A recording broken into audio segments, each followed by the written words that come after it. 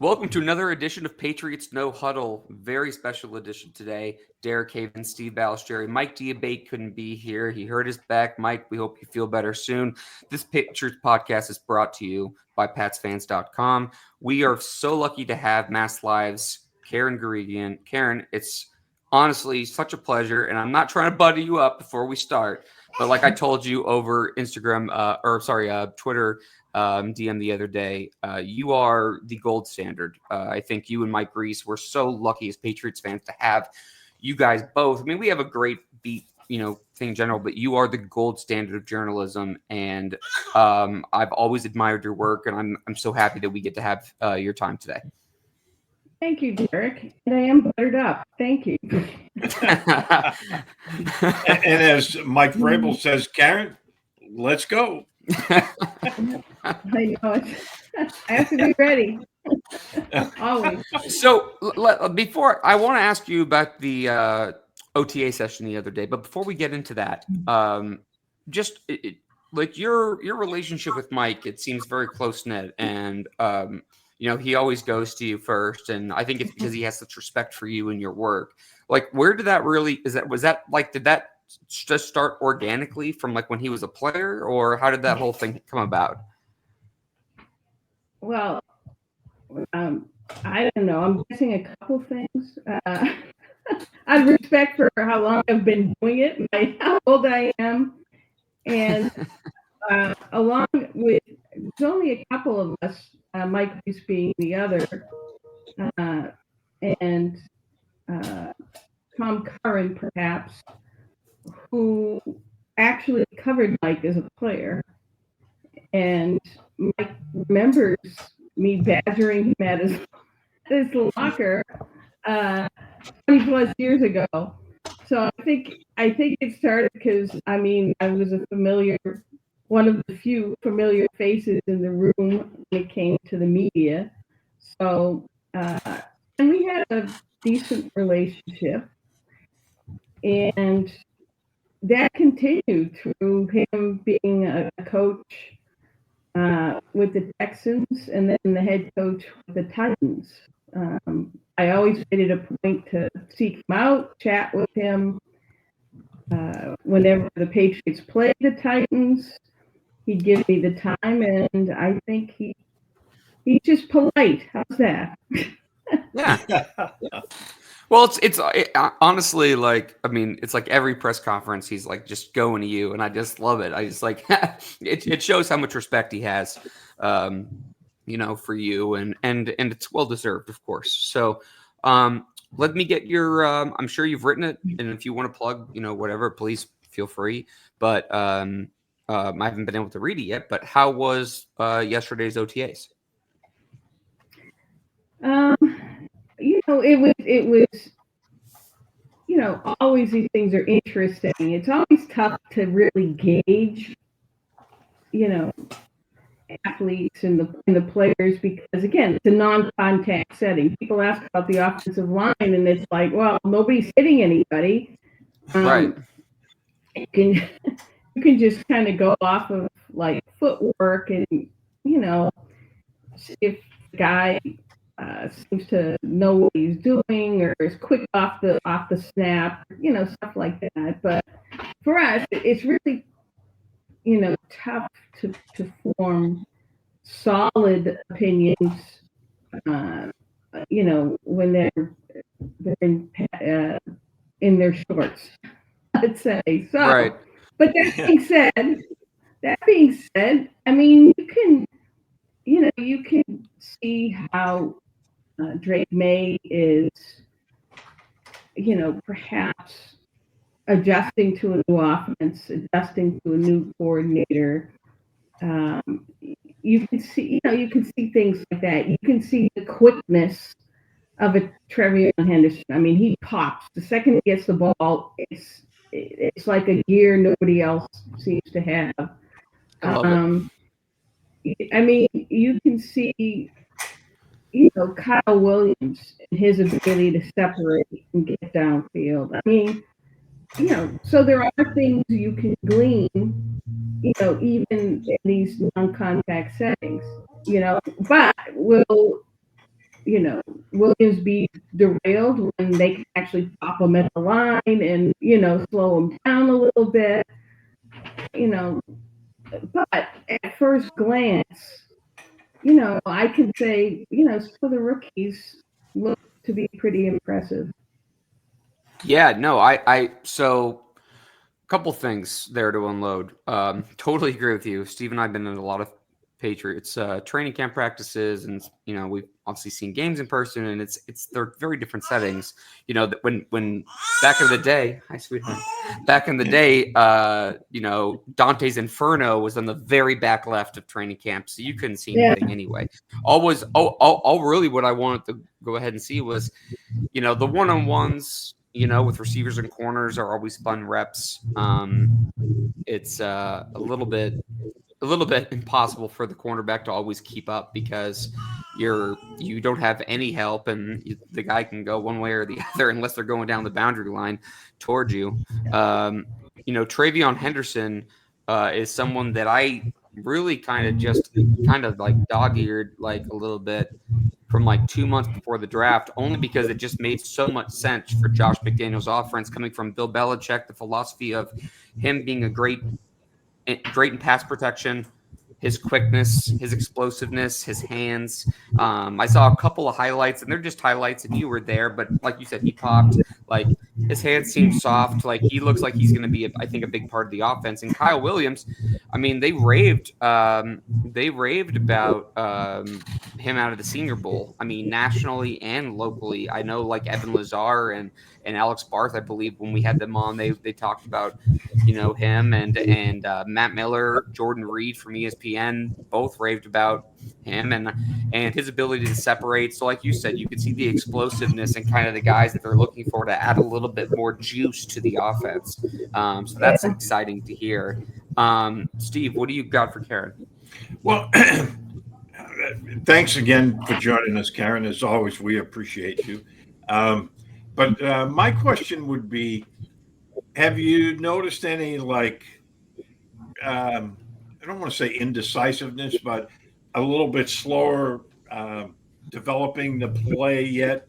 Because, I mean, on both sides of the ball, they're incorporating a whole new system. And we all know that takes time. And it probably won't be fine-tuned, well, at least we hope, until like August, right? When the pads come on and you start seeing the timing get together. Have you noticed anything in that aspect yet? Yeah, for sure. That kind of really jumps out at you. I mean, typically the defense is ahead of the offense at this time of year, but both sides are learning essentially new schemes, okay? But the defense is definitely making life difficult for the offense in these 11-on-11 sessions. You can also see, Drake looks like he did at camp at this stage last year. He looks like a rookie who's learning something new and is processing as opposed to just playing naturally. He eventually got to that point last year where it was much more fluid, much more, quicker, more decisive. But I think, again, and this is no simple offense to learn, I think he's processing more. It's taking a little longer for him to see things develop. And because of that, the offense has kind of been a little bit jagged. Let's say it hasn't been fluid. There have been some good spots, but it's just a little bit uneven, and that's understandable. Having to learn a new offense. And the other part of it is, in Josh McDaniels' system, more's on the plate for the quarterback. I mean, he's the one who's making the line calls. Last year, it was the center kind of setting up the protections. With Josh, he wants the quarterback in charge of everything, and that includes the protections. So, I mean, I think Drake's a smart kid. I think eventually he'll get to the point where it's a little more natural for him. But right now, you can see, there's some hesitation with him in, trying to figure out if he's doing the right thing for this offense and for Josh. Although, I will say a couple of us writers were talking about it yesterday. I mean, he was better this week than he was last week when he threw 4 picks and the alarm bell started going off. But I think a couple of us understand the transition phase he's in right now, but I think we were expecting him to kind of get this really quick and be in a further ahead than he looks right now. Yeah. Well, I think. Oh, go ahead, Steve. Go ahead, sorry. Sense. Yeah. Yeah, and I kind of expected that was going to happen. I mean, not only is he learning a new offense, but they have so many new faces. Bingo! I literally, you just stole exactly what I was going to say. 100%. It's a multi-layered issue. I figured it would show itself in these early workouts, and I don't necessarily think that's a bad thing. I mean, it's part of coming together, but hopefully, by mini camp, we'll start seeing a little bit more signs of the offense starting to gel a little bit, and so they can hit the ground running at training camp. But Drake doesn't look frustrated at all, does he? No, not at all. But here's one more part of that equation he's kind of adding into it. A lot of the some of the offensive linemen starters. Well, they're projected starters. Yeah, projected starters. Onwenu hasn't really practiced in full. He's been doing a lot of running. Morgan Moses, has kind of been limited. So, and obviously, Will Campbell is learning. Kind of learning everything. So the offensive line has been a bit of a jumble, and the defense has kind of taken advantage of that. So right now it looks a lot like last year with the quarterback scrambling around trying to get away from an ongoing pass rush. The line has to, be together a lot longer and as a unit, and do what improve to the point we think it will, before we can really, say where Drake will be at. I think. Right. I think Morgan. I mean, if I had to guess, I mean, you would know better than me. If I had to totally guess without being there, I would imagine that they're just kind of limiting Morgan's reps, just given his age. He already has the experience. Yeah. It's kind of a plug and play position there at right tackle. He's also coming off knee surgery, which he was on last week, and nobody knew that. So, or coming off a procedure, let's say. So I assume it's I would assume it was just like a knee clean out, like a microscopic thing. Or is it more serious than that? We didn't get into detail, but interesting. But I think that's also why they're being slow with him.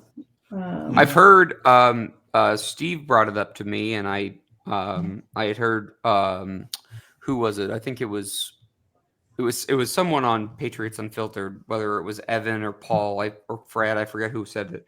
But they said that Christian Gonzalez looked really jacked, but they were also saying that Mike Onwenu looked like he was not the best shape. Maybe I don't want to put words in their mouth, but he was a little bit overweight. So if he's doing a lot of running, might make sense. Vrabel might have told him, "Hey, we want you to get a certain thing. We got to hit the hill." He's definitely doing a lot. They're definitely having him do a lot of running. The other surprising part is Jared Wilson is also kind of been running with with the guys who aren't participating and not really participating. We thought he might, again, it's May, it's early. These are early. This is OTAs. I don't know if he's, something came up or if something is from post college, but he hasn't been a full participant either. So I've heard good things about him though, personally, and I've just the random people I've talked to about Wilson. That they were really surprised that he lasted as long as he did in the draft. And I actually heard the Patriots were trying to move up to get him, and it fell through. And didn't have to. But I guess we'll see what happens with that thing.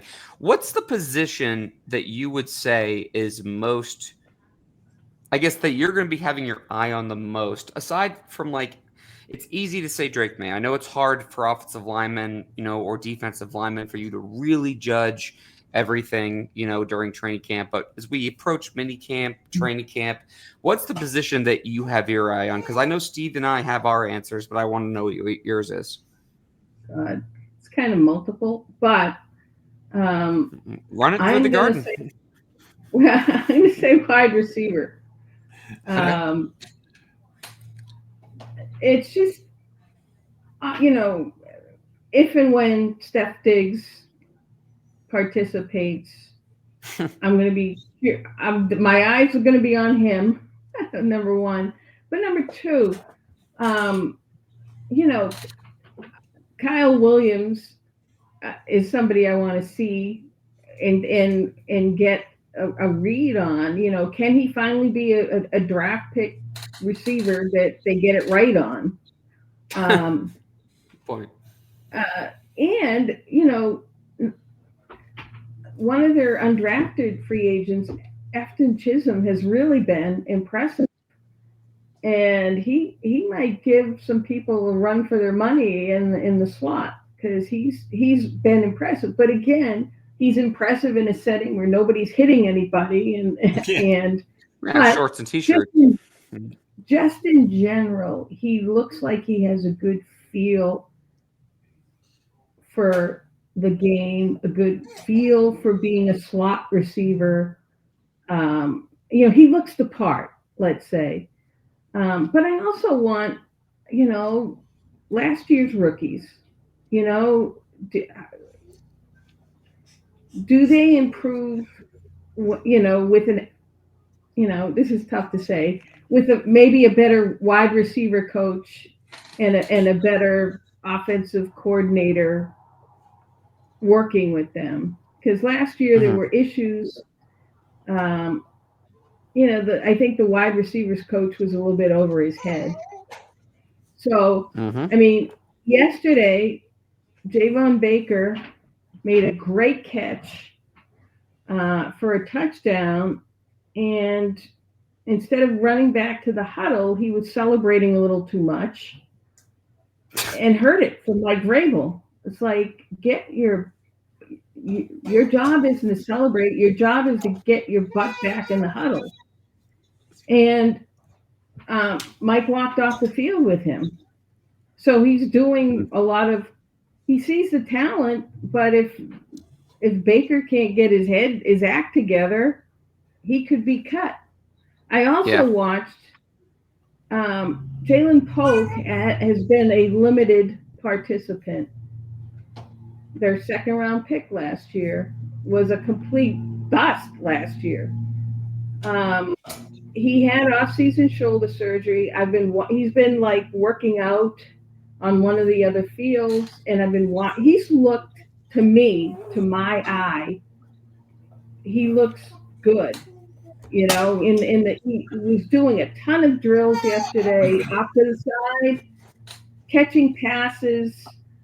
He was the work he put in was very noticeable to me. And watching him run, he just looks good right now. But here's the asterisk. He looked really good last year in these camps too. And then it turned out to be awful during the games. So, but getting back to the initial point, there's a lot of interesting storylines with the receivers here, and there's a lot of receivers, and how many they take is gonna be interesting. But we know Josh McDaniels loves his slot receivers, and he's had some great ones. Is that going to be Pop Douglas? Will they move Pop Douglas because Efton Chisholm is really that good and could be the next star as an undrafted rookie? Will Stephon Diggs play in the slot? Again, where they line up, again, I'm just kind of fascinated by the whole wide receiver deal. I mean, look at Randy Moss in 2007. They put him in the slot at times to go ahead and split safeties or whatever whatever they were going to do. Going back to your point, really quickly, and then I'll go to Steve because I don't want to monopolize too much of the time. But Jalen Polk, I was a huge fan of coming out of the draft. I just loved the way he played. I was shocked with what happened last year, and this is kind of a roundabout way to ask this. This is kind of weird, but I know you've been on the beat long enough where you'll know this. In 2009, the Patriots had 4 second-round picks. One of them was Darius Butler out of UConn. And I'll never forget the Jets game against Braylon Edwards, where Braylon Edwards just torched him. And it looked like Darius Butler was ascending. Braylon torched him, and he fell off a cliff. And I realized in that moment, and it's the much more I've watched so much, is that confidence is so important for receivers and cornerbacks. And you have to have like a Dory memory where you just it's like the next play, you forget what happened before that because otherwise it's just in your head. Do you think Jalen Polk I know this is an impossible question for you to honestly know, but just in your opinion, do you think Jalen Polk's going to be able to forget last year and kind of move on and regain confidence? Or is that the question that you're wondering? Well, it's kind of interesting because I do think confidence played into it.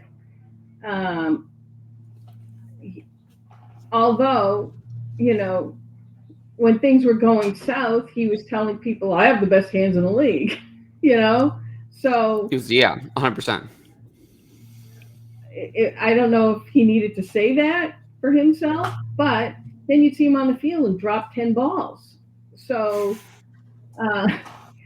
I don't know. I just think things kind of snowballed for him last year where it just got to the point of no return. And, that was unfortunate for the Patriots and unfortunate for him. But I think what ultimately is going to help him this year is the slate is clean. It's like last year didn't exist. There's a new wide receivers coach. There's a new offense or a coordinator who might know how to better utilize Polk. I mean, I thought Polk, me personally, having watched his college tape, I wouldn't put him on the outside. I would put him more on the inside. Try and take advantage of his skill set. But because the Patriots don't have a legitimate outside, or at least last year, threat, a legitimate outside receiver, Polk gets stuck out there. So, and again, it's not that he can't play the position, but when you're jumping from college to the pros and you're out on the outside and you're dealing with an opposing team's top corner, that's not a recipe for success for a rookie unless you're Jamar Chase. So I just think things got stacked up against him a little bit, and mentally it was tough for him to fight through in year one. The way it's been classified to me from a player was that there was different things that the players, from Bill to Gerard, that were more player friendly, that they appreciated and that they liked. But as the year went on, it felt more disorganized and there was some confusion on a lot of different levels. That's all I'll say about that. And that was just one player that I spoke to, but that's it. Steve, what do you got for Karen? I know Karen, you only have a few more minutes, so I want to go ahead and make sure that we get a couple more questions in for you. Whatever you need, I'm good. Hey, I want to flip it to the defense for a minute, and I know, you really can't judge a pass rush because there's no pads, there's no contact, whatever. But I did want to talk about some of the linebackers, especially Robert Spillane, who I think is going to be in my opinion, he's going to be a great fit for this defense. Have you seen anything from the linebackers so far that stands out? Well, I think your point is a good one. What stands out with the linebackers is their ability to move and the speed they have. And I think that was a point of emphasis on what they were looking for or looking to improve with the linebacker group. But again, in today's NFL, linebackers have to cover these fast running backs or tight ends. And if you're slow, you're going to get burned. So I think with the additions they made, Spillane being one, Gibbons being another from Tennessee, I think, and even Marte Mapu, who actually looked pretty good yesterday. He's kind of in this odd tweener, safety linebacker kind of. He needs to be a linebacker. I've been screaming about that since he was drafted. Yes, he's not a safety, but again, they had the need for the deep safety after McCourty retired. Devin McCourty, yeah. So, but I'll tell you, Craig Woodson has been really impressive too, rookie safety. But with Mapu, with Spillane, with the linebackers, yes, Mapu was a linebacker. They've added a speed component that they haven't had. Guys who can really go side to side, guys who can cover. So I think, in that way they've improved. And the defensive line is pretty, again, on paper, I'm going to be anxious to watch them. I think, that's another real upgrade, adding Milton Williams in and Harold Landry and with Christian Barmore. It's not just like you have one piece on the defensive line. You have several pieces now across, who can really handle or make life miserable for an offensive line and a quarterback. At least I wanted to ask you a follow-up question, and it's a similar question I asked Chris Price last week. Do you see a role for a guy like Jelani Tavai this year? Yeah, because I feel the same way too. Well, initially I'd say no. He's not quite a scheme fit, but because of injuries, they had him playing out of position last year. There's no question about it. I think Belichick effectively, as he's done with other linebackers, put him in positions to succeed. And I think, there's a niche. He's like a niche player a little bit. Or how he can be moved around and be effective in that way, as opposed to just being, the off the ball guy or the edge guy or whatever. Maybe Vrabel can utilize Tavai in the same way that Belichick did. But as I said, they're looking for speed, and I'm not sure he adds that component. Right.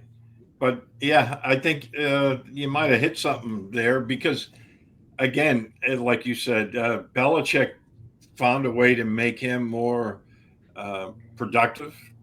And almost like a star. He was unsung, but a really good player in Belichick's defense. Well, And then you know, he was and you think back, I terrible mean, last year. yeah, Yeah. well, last year notwithstanding, but you know, he's done that He in the wasn't past. last year. I remember that nobody was excited when they brought in Kyle Van Noy a few years ago, and look Right. how he turned out. Yeah, You know? huge. So Right. Karen, And let me ask you. Go ahead. Vrabel, Sorry. too. Going all the way back to Vrabel, too. Another one. You know, and yeah, Vrabel. and you know, the list goes on and on about, you know, guys that defensive players he was able to take away who were waste on other teams, didn't play. Rob Ninkovich, another one that Belichick was able to basically turn into stars in his defense. Yep. What would you say? I'm going to put you on the spot a little bit here. What would you say would be your most surprise cut? Like, if you have like a surprise cut candidate that might surprise, like, you know, fans. If you want to stew on it for a minute, I can ask you something else. Surprise cut. Well, because, you know, it's like, Elliot Wolf's been here from Bill to Gerard to now Mike, but there's some different things that maybe they did last year with AVP that are going to be different from Josh, or different schemes from Covington, kind of, to, you know, more of an attacking scheme here. So like I'm every year there's always seems like there's a guy that emerges out of nowhere. You know, you bring up Chisholm, you know, like that's a guy that could be a guy that makes the team, even though the wide receiver position is a nightmare because it's a numbers game. But there's always also a guy usually that people are just like shocked that's cut. So I didn't know if you had anybody that comes off the top, and if nothing comes to mind, don't worry about answering. I think that cut already happened. David Andrews. Yeah. That came out of nowhere. Okay, but you sort of seeing a pattern developing in Vrabel kind of cleaning out the old guard, you know. I mean, I put Joe Cardona in that same category. Joe Cardona. So I would say, you know, some people might be surprised, but I think anyone from the old regime who's been around a long time, or somebody, an Elliott guy, don't be surprised if they go bye-bye. Bye-bye. That's why it's like Tavai. Everyone expecting Tavai to go. But again, that wouldn't be a surprise to me, you know. So, you know, we'll see how that plays out. I can't, you know, put my finger on some that I'd be totally shocked. But again, Vrabel's not going to get rid of anyone that he's just brought in. So again, it's hard to see any surprise about anyone from the past getting the gate. The only one that I'm still not 100% sure on, and I still think he'll make the team. It's just a small percentage. The only thing I would say is I wonder about Ramondre Stevenson and Jabrill Peppers. Peppers only because they've literally taken out every single captain except for him. But he does play with the same style that Vrabel likes, violent, tough, whatever. And Stevenson, because he had a really rough year last year, they gave him all that money. I'd have to look at Spotrac to see like what the numbers are for that whole thing, but they don't really have anybody necessarily to replace him. But those are like the two guys that I just keep wondering. Like, Peppers is more from. It's not even the off the field thing that happened that he was cleared of for whatever. Apparently, him and Stephon Diggs will be good friends off the field. But if you just look at all the captains they've eliminated, he's the only one still standing. So I'm not sure if it's a game of musical chairs or whatever. And then Stevenson, to me, it's like, man, you keep fumbling the ball, you're not going to last long. And now you draft a running back in your second round pick. And I know he's not an every down back, but he could be. Yeah. So Well, first about Peppers, I would be, even with the background of Mike getting rid of all the past and the past culture and setting a new culture. Mm-hmm. Peppers, more than anyone in terms of on the field, represents exactly what Mike Vrabel wants from his Totally defense. agree. Totally agree. He's tough. He's violent. He's aggressive. And he plays with a purpose. And Peppers told us a funny story. He actually met Vrabel on a recruiting visit to Ohio State maybe 10, 15 years ago when he was coming out. And Vrabel put him through the paces even then, So they sort of have a relation, a prior relationship, let's say. And as I said, the off-field stuff aside,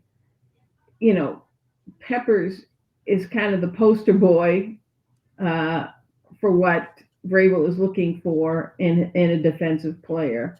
So I would be stunned if he was cut. Even though Vrabel has been eliminating players from the past. If it was Stevenson, not so much. Although I think the thing that might save Stevenson, assuming he can hold on to the football, is the importance that Mike places on the run game and how the run game is going to ultimately need to take pressure off the quarterback. So he's going to want a really good, strong running back room to help make the offense go. So, that's an interesting one. Do we know if Ramondre's fumbling problems have been cured? We won't know that for a while. But he's been going through some difficulties in his personal life. His father passed away at age 56 or 7 a couple of months ago. He lost a really close friend late last year or at some point last year. So Stevenson has been dealing with some emotional things. He was there yesterday. They were working more. He was working more on conditioning things, although he did take part in some of the walkthrough portions of the practice. Yeah, no, like I said, I think he is going to make it. He's someone who I've kind of had my antenna up a little bit about, just given some of the struggles, the regime change, all these things. I think last year is kind of a one-off for a lot of different players, but that's kind of a longer story for a different day. Steve, do you have anybody that you would throw on that list that we haven't mentioned? Yeah, the one guy I'm a little curious about is Kendrick Bourne, because his name keeps popping up in trade rumors or whatnot, and I'm wondering if they're going to hold on to him this summer. Yeah, I think that's legitimate, but I think the one thing Kendrick Bourne has going for him is his first year here, he really thrived in Josh McDaniels' offense. Yes. And if Josh McDaniels has any say, and again, Josh McDaniels knows what Kendrick Bourne can do. He's a guy who knows the offense, doesn't have to be taught it, isn't coming in just learning it. So having at least one guy who can help the other receivers in that regard, one guy who's thrived in that offense, stick around. I think that's what Kendrick Bourne has going for him. So good stuff there, because that's a good point. He does know the offense, and the second half of that first season where he came in as a Patriot, he was probably their best player down that stretch. I remember the Dallas game, and others, but that was something to look forward to. And, you could say the same thing for Mac Hollins when he worked for Josh out in Vegas. Right. I'm curious to see how he's used. Yeah, me too. But I think Mac Hollins is a good in the receiver room guy. I think he's just a good, solid. And the one thing he will be when he's on the field is dependable. And Drake May needs all the dependable targets that he can find. Whether Mac Hollins is a third or fourth receiver, which is probably where he's slotted, that's fine. When he's on the field, if Drake May drops back and throws to him, at least Drake May knows Hollins will be in the right spot and he will catch the football and he will make a play. Well, I mean, that's the name of the game for that position. I mean, what did Bill always say? Josh Allen trusted him explicitly last year. 100%. Right. And Bill Belichick always used to say that your two jobs as a receiver to get open and catch the ball. So yeah. Well, and there's a reason Josh Allen trusted him. So again, he's not a top guy. He's not even a number 2. Debatable if he's even a number 3. But what he brings to the table is important to a quarterback. That dependability, or just understanding where he needs to be for the quarterback in certain situations, being that dependable outlet. So, I mean, I think he was a good addition for the offense, but mostly for the quarterback. He's definitely one of those lunch pail kind of guys. Exactly. Yep. The receiver room, Karen, and we'll wrap this up here in a second because I don't want to take too much of your time. But the receiver room really is fascinating because it's, I wouldn't say it's like I would say it's significantly improved, but it's not quite. There's a lot of numbers there to kind of go through in terms of the amount of guys they're going to keep. And if you're going through the 53-man roster, it's like, how many guys do you hold on to? I would classify 4 guys as locks. Sorry if my daughter is in the background. She's about ready to go down for a nap. So I got Stephon Diggs, Kyle Williams, Pop Douglas, and Mac Hollins. Those to me are 4 locks. Like I can't see them getting rid of any of those guys. Jalen Polk, I'd like to put in that conversation, just given the draft capital of what they put in him last year. So that's why I think there's going to be 6, maybe even 7. But I have a hard time believing that because it's like, okay, if you behind Drake May, do you just keep Joshua Diggs, and then you're going to have at least 3, probably 4 running backs. Josh traditionally had 4. They drafted Brock Lamp, the UDFA fullback, and Josh usually has one of those on his roster. So there's got to be trim to fat, or cut the fat, or trim the fat, however you want to put it, on the roster somewhere. So what do you see for a roster locks for the receiver room? Because I feel like it's going to monopolize a lot of those guys. Well, I see the same 4 that you do, and I can see them carrying 6 for sure. Not sure about 7, but guess what? Yeah, there's always the practice. There's always the practice squad, and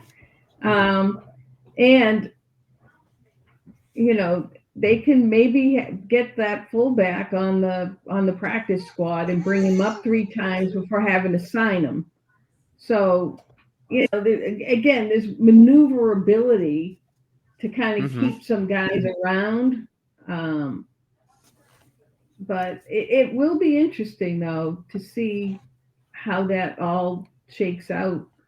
I usually do a roster projection before training camp, and I know I'm going to be sitting there with the same dynamics saying, okay, how am I going to get to 53? Who's going where? Who's going to get, who's the surprise cut? Who's, But at least this year,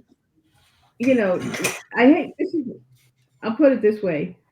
Last year, it was really easy to make a 53-man projection because they barely had 53 wasn't NFL players on the roster. So correct. The talent was like, I think it's a good thing that in certain positions, you're going to have to actually sit back and think about it, or there are going to be some so-called tough cuts. So, yeah, it's going to be a lot more fun this year to try and come up with that 53 based on all the new bodies they brought in, having good rookies, even though rookies tend to make it, trying to see if any of the rookies from last year, wide receivers in particular, look better in a new setting with a new coordinator and a new regime. Right. And then factoring in, they actually did a good job with the undrafted free agent rookies this year. And again, do they make the roster?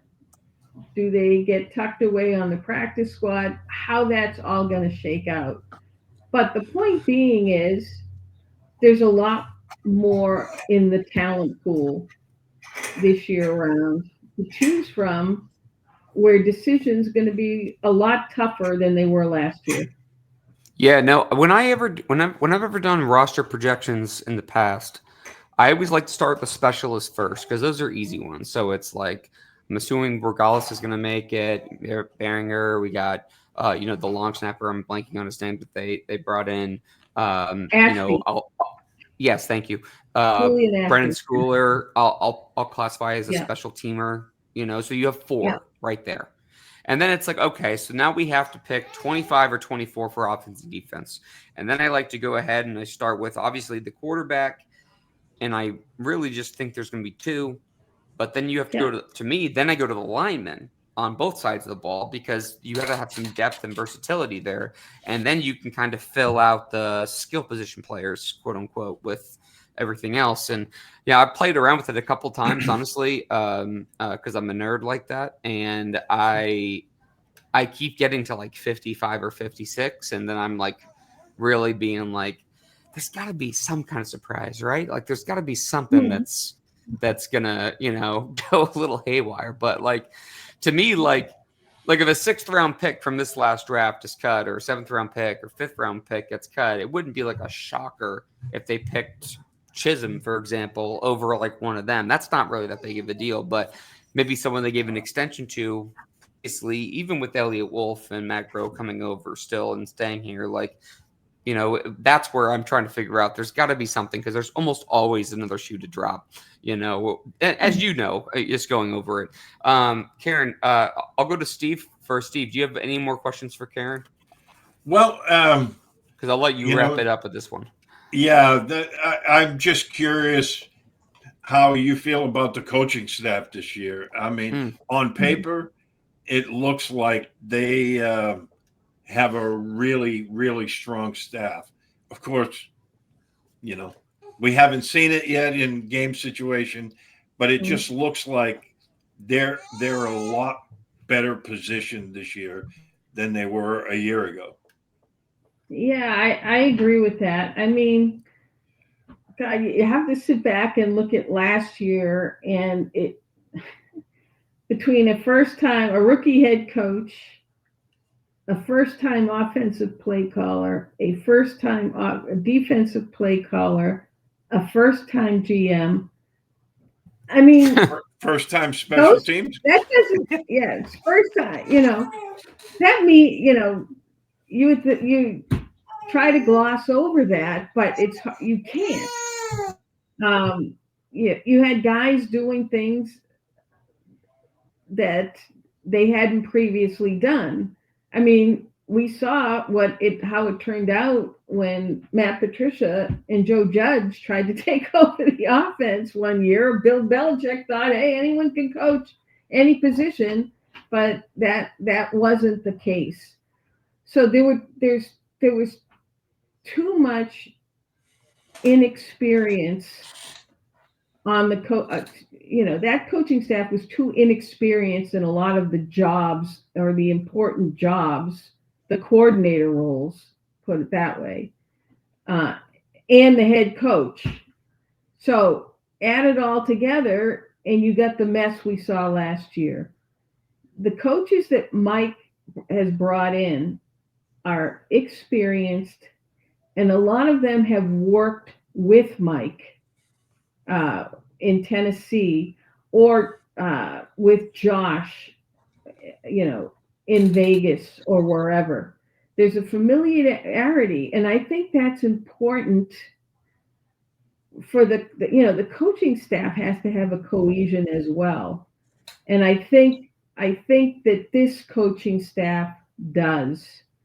And it helps that they really have a charismatic force who knows what he's doing, running the whole thing in Mike Vrabel.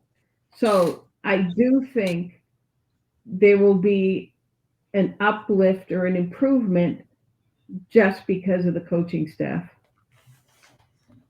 Yep. I totally agree. Yeah, I totally agree with that too. And I agree with Todd. Todd, thanks for commenting. Love the Doug Marons here. Yeah, I've heard nothing but sterling things. I mean, obviously he had his troubles as a head coach, but some guys are just better at positional coaches. Look at Josh McDaniels. I think of him. I think the world of him as an offensive coordinator, as a head coach. He's had his issues. I mean, sometimes it is what it is. Karen, thank you so much for your time today. It was such a great conversation. My daughter is apparently going to melt down here, so I better be quick. But I want to thank everybody for listening live. Thank you for listening to the Patriots No Huddle podcast by PatsFans.com. Please do subscribe to us on our YouTube, Apple Podcasts, or Spotify. Like, share, leave us a review. Keeps us high in the podcast rankings so other Patriots fans can find us. And Karen from MassLive, thank you so much for everything. You are, again, a sterling representation of what journalism should be, and Patriots fans are lucky to have you. So thank you so much for joining us. Thank you, Derek, and good seeing you again, Steve. Yes, good to see you again.